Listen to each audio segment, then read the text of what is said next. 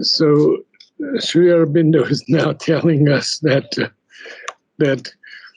the Purusha considers himself a supernumerary on property stage.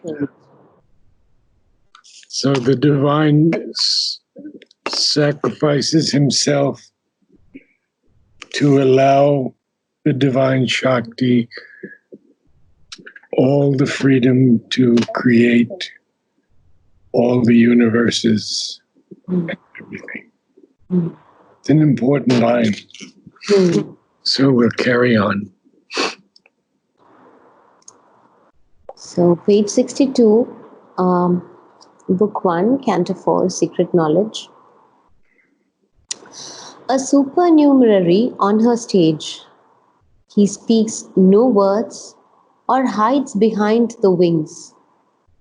He takes birth in her world, waits on her will, divines her enigmatic gestures sense, the fluctuating chance turns of her mood.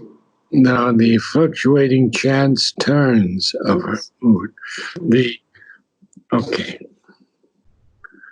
Works out her meaning she seems not to know, and serves her secret purpose in long time.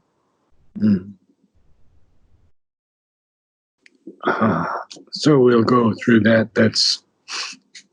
He takes birth in her world. The divine Purusha accepts to, although he's all and he's more than the all, he accepts to take birth in the divine Shakti's world. And he waits on her will. And he will do whatever she wants. He divines. Divines means? To understand from the divine and then act, like to tune in to the will of the divine. Yeah, that's pretty good. He divines her enigmatic. Enigma is something that's a puzzle, huh? Yeah. He divines her enigmatic gesture sense. So whatever she decides, he's able to understand that her enigmatic gesture sense. So whatever she does in the world, he's able to understand that. Yeah. He divines that. Yeah. The fluctuating chance turns of her mood. It works out her meanings. She seems not to know. But the word here is very important, seems. Because she knows everything. And serves her secret purpose in long time. And what is that secret purpose? To manifest the divine in this world. To create the life divine here on earth. As one too great for him, he worships her. He adores her as his regent of desire. He yields to her as the mover of his will. He burns the incense of his nights and days, offering his life a splendor of sacrifice. A rapt solicitor of her love and grace. For her love and grace. A rapt solicitor for her love and grace. His bliss in her to him is his whole world. He grows through her in all his being's powers. He reads by her God's hidden aim in things. So this whole thing now for pages is going to be about the two who are one. Okay. So what he says here is now, as one, too great for him, as one. He doesn't make a definitive statement very often. He will say, as if as one too great for him, he worships her. Hmm. How can the divine not worship his own force? Hmm. And serves her secret, works out her meanings she seems not to know. Well, he has to work out the things that she seems not to know. That means that the Lord is present Hmm. in every action of the universe, even though it's the action of the divine Shakti, Prakriti. Hmm. So he has to work things out also. Yeah. And then, as one too great for him, he worships her. Now, you could say, is that possible? he, he, he has created her. He is, I mean, it is his force in the world. So you can see this beautiful play that's going on. As one too great for her, he worships her. He adores her as his regent of desire. He yields to her. So we say he worships her, he adores her, he yields to her. See those three lines? Yeah. Sri Aurobindo is making this very clear. Then he burns the incense of his night and days, offering his life a splendor of sacrifice. Offering his life, splendor of sacrifice. Did you read a rap solicitor? Yeah. Okay, a rap. There was one word that, yields. Yeah. Yeah. Okay. Yields. You had to say yields. Yields. Yeah. Yields. No. Yeah. Yeah. You. You. Yields. Yields. Yields. Think of you and think of yields. Make the Y Yield. very clear. Yields. That's better. Okay. Yields. Yields. Good. Okay. A rap solicitor for her love and grace. What is a solicitor? Well, you know what a solicitor is. One who asks for something. A lawyer could be a solicitor also, is a solicitor. Her bliss, his bliss in her, to him is his whole world. He grows through her in all his being's powers. His being's powers are everything. And yet, because she is the creatrix, he grows through her in all his being's power. He reads by her God's hidden aim in things. So first we began with he's a supernumerary on her stage. Yeah. Then we have even above that, he too wears a diminished Godhead here. He has forsaken his omnipotence. His calm he has forgone, and infinity. He knows only her. To her he abandons all. He hopes in her to find himself anew. So this is the feeling of the game, of the play, of the magic play of Purusha and Prakriti. And so it continues on, and it will go on for a long time. So please carry on. Can we also say in the similar lines how he says to her he abandons all to make her great, he hopes in her to find himself anew. With that, can we also say like how we have the divine residing within us, but where we completely forget, and we have this yearning to rediscover him through her in us. Can we equate this line to that as well? Is he playing through each and every being to discover her? Actually, when Mother speaks of herself and Sri Aurobindo, she says, when you can finally know that there is no difference in me and Sri Aurobindo, you will be on the path. Mm. So to discover one is to know the other. Mm.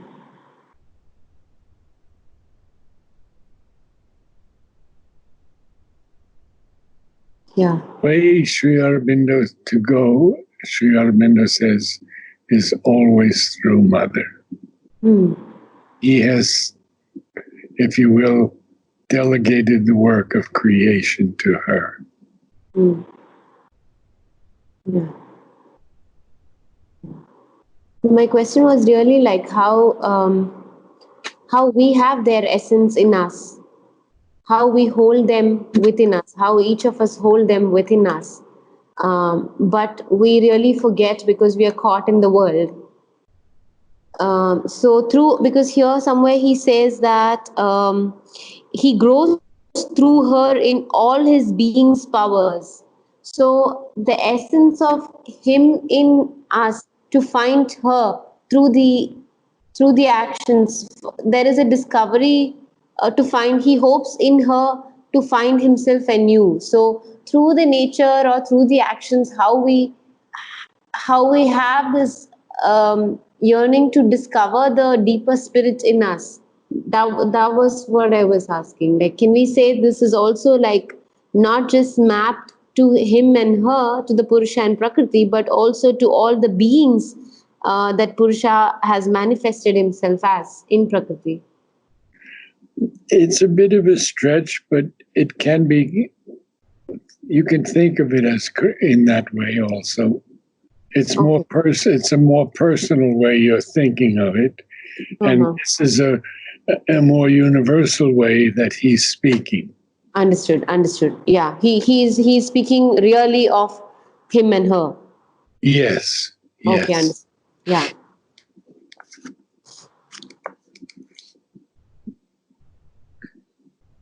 So I continue. Please, yes.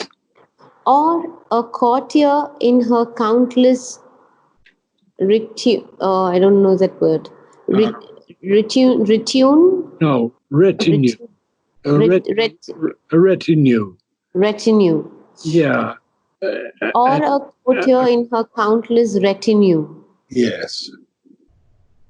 Content to be with her and feel her near. He makes the most of the little that she gives, and all she drapes with his own delight. She does. With all she does, No, and all she does. And all she does drapes with his own delight. A glance can make his whole day wonderful. A word from her lips with happiness wings the hours. He leans on her for all he does and is. He builds on her largesses. Largesses, yes. He builds on her largesses his proud, fortunate days, and trails his peacock plumaged joy of life. Plumaged. And suns in the glory of her passing smile. Well, I didn't quite get that paragraph. I'll read again, but after your explanation. Okay. Or a courtier in her countless retinue.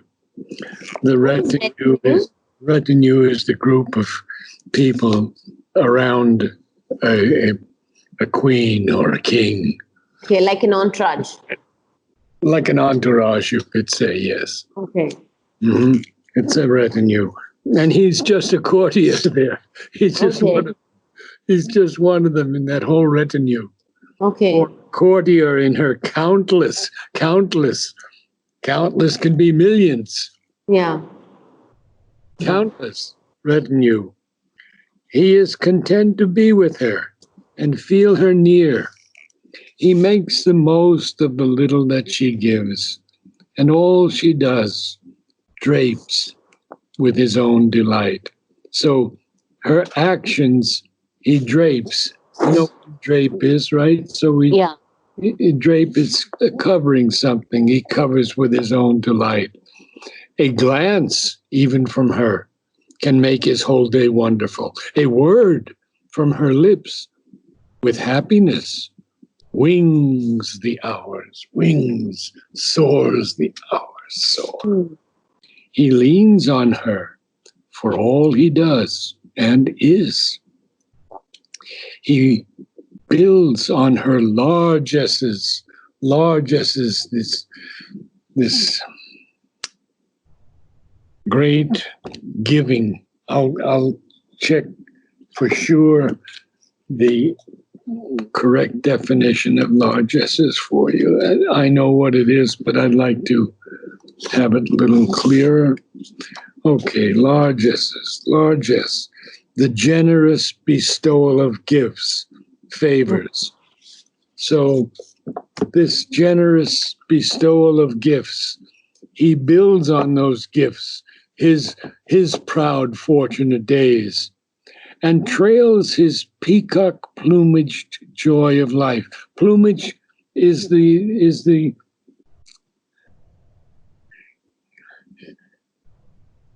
colors of the birds, the wings, the feathers.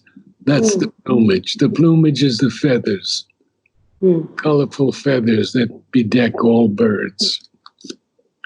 And he trails, he uses the idea of the peacock's trailing plumage. You know, the peacock's tail when he's walking. Yeah. He Yeah. doesn't raise it. Yeah. Just walking along, he trails his peacock plumage joy of life. So he trails that and suns in the glory of her passing smile. How beautiful. He suns in the glory of her passing smile. Meaning he really shines in her glory? Yes, he suns in it. It lights him up like the sun. He suns in it, yeah. Now, the last 4 lines. Very important. Should I read from top or just the last 4 lines? You can read from top. Yeah.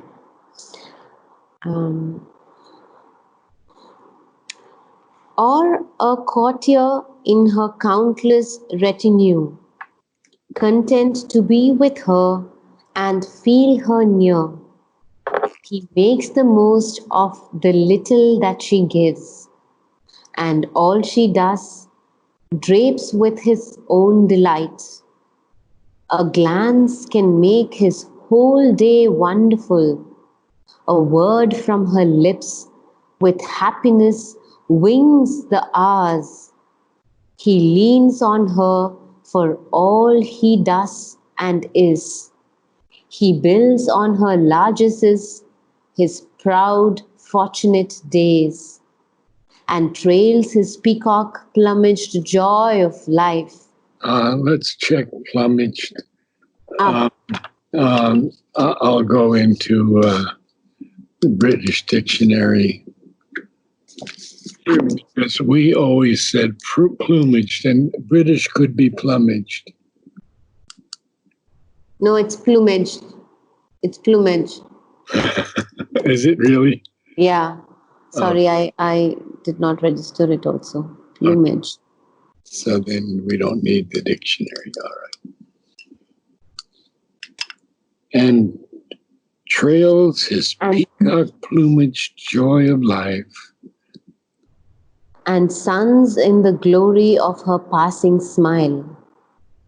In 1,000 ways, he serves her royal needs. He makes the hours pivot around her will, makes all reflect her whims, all is their play. This whole wide world is only she and only he and she. Yes. So this is very important. In 1,000 ways, he serves her royal needs. Royal needs, regal, royal. Mm. He doesn't serve lower needs. He serves her royal needs. Yeah. And he makes the hours pivot around her will. They pivot and makes everything reflect her whims. All is their play. Mm. This whole wide world is only he and she. Such beauty here. We have a little time if you'd like to continue on a bit. Yeah. This is the knot that ties together the stars. The two who are one are the secret of all power. The two who are one are the might and right in things. His soul, silent, supports the world and her.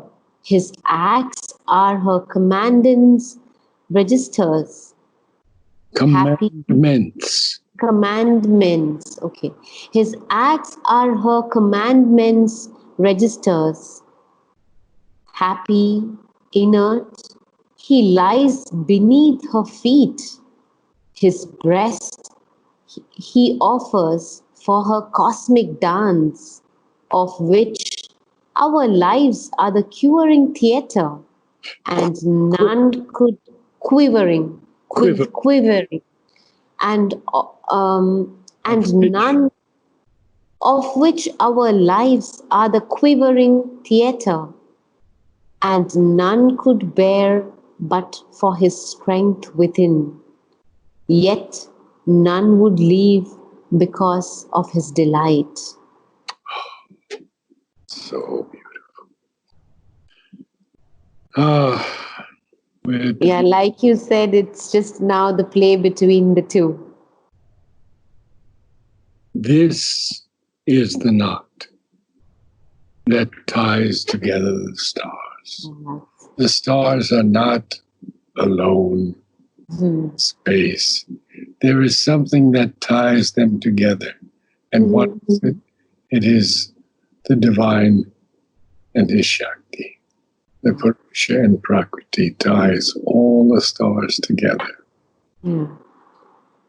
The two who are one, and this is what I was telling you previously, that Mother said, we are one, there is no difference. Yeah. Are the secret of all power. The two who are one are the might and right in things.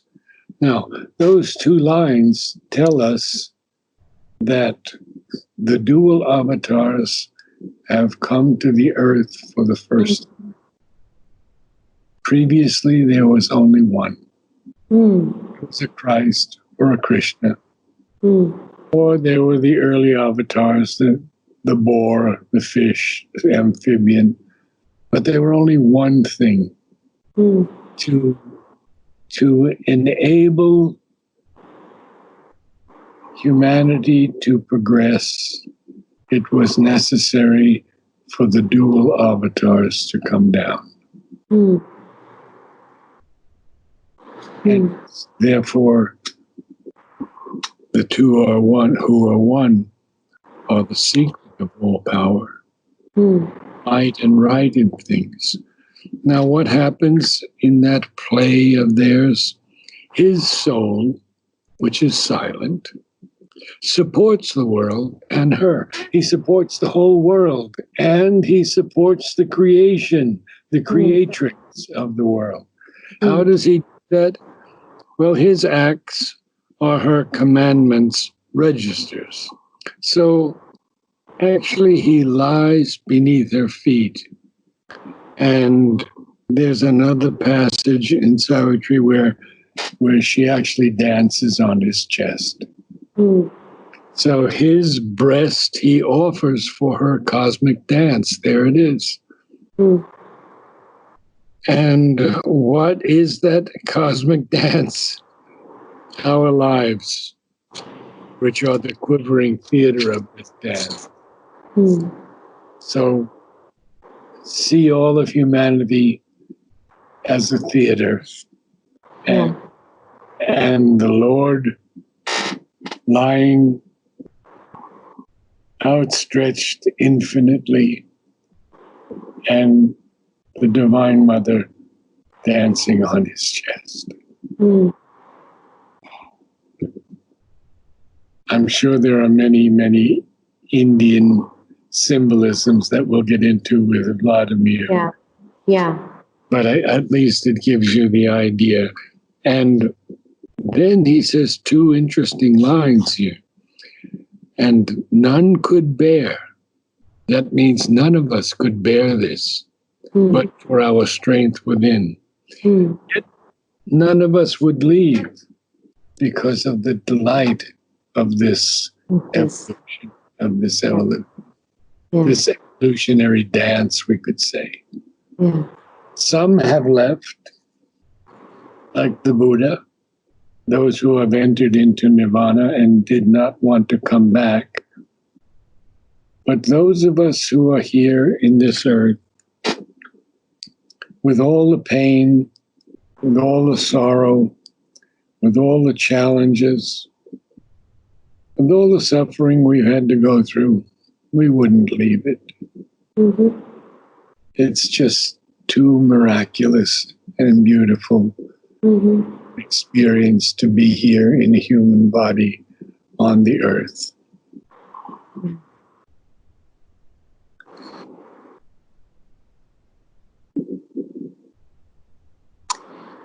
His works, his thoughts have been devised by her. His being is a mirror vast of hers. Active, inspired by her, he speaks and moves. His deeds obey her heart's unspoken demands. Passive, he bears the impacts of the world, as if her touches shaping his soul and life. His journey through the days is her sun march. He runs upon her roads. Hers is his course.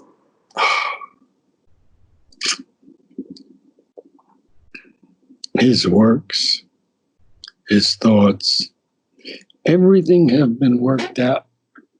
Everything has been worked out by the creatrix, the divine Shakti. Everything. He is behind it, no doubt. His being is a vast mirror of her. And active, because he's not totally static. The divine is active in the world. He's not static. He's not. That's what Mother says, is that some pray to a very distant, unmanifest force they call God. Others pray to one who is an old man with a beard and dispenses a hell and heaven. Others pray to a form that they identify somewhat with the human body. And there are many, many ways of approaching him. So many ways of approaching him. So here he is active, and he even speaks and moves inspired by her. Interesting. His deeds obey her heart's unspoken demands. Whatever she wants, his deeds obey what she wants. Passive. So when he's active, he's inspired by her and he speaks and moves. When he's passive, he bears the impacts of the world as if her touches that shape his soul and his life. It's very, you see, Sri Aurobindo had to bear everything in the world. He, and we will get into this as we go deeper and deeper into Savitri, he had to suffer everything. And that's why Mother has put on the Samadhi those great words. We should never forget, even for a moment, all he has done for us. Because he said, if I didn't take a human form, what good would it do you people? You would see me as a god and that's all. He takes a human form. His leg has to be broken because he's protecting Mother. He has to retire within, after Mother comes to run the ashram. All these things he has to do in a human form, the divine in a human form, so that we humans could better understand him. And that's why Mother came also, because we could appreciate her as our mother, our real mother. I've never had another mother than this mother. I've had a physical mother, yes, but that's meaningless. Maybe I learned a little from her, maybe not. Maybe things that I know should not be done in the world. But with Mother, it's different. Mother is my mother, as India is my land.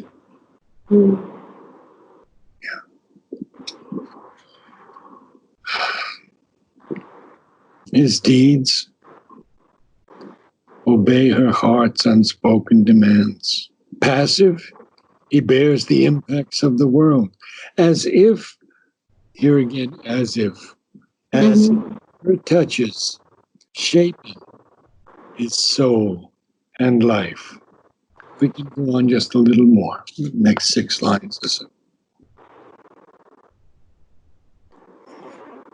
As if her touches shaping his soul and life, his journey through the days is her sun march.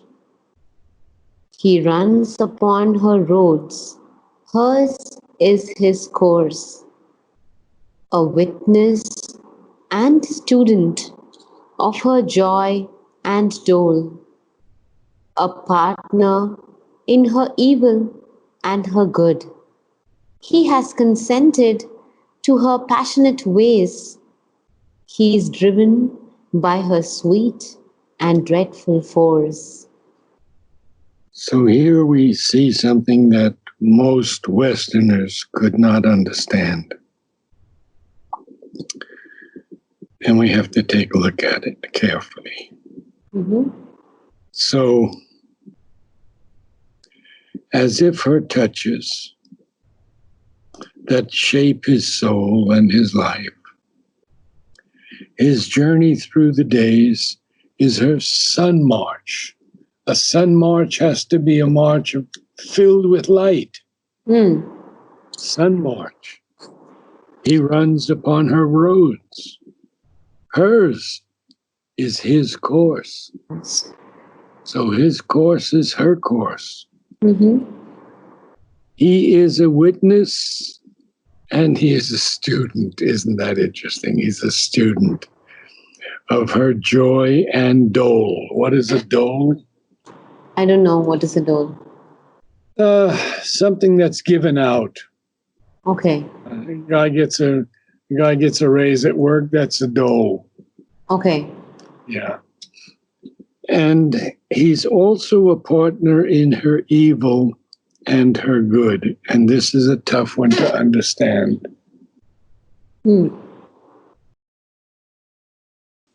When Mother tells us that parable of the four angels that were sent down to earth, the four great beings, and that's a story you should really read.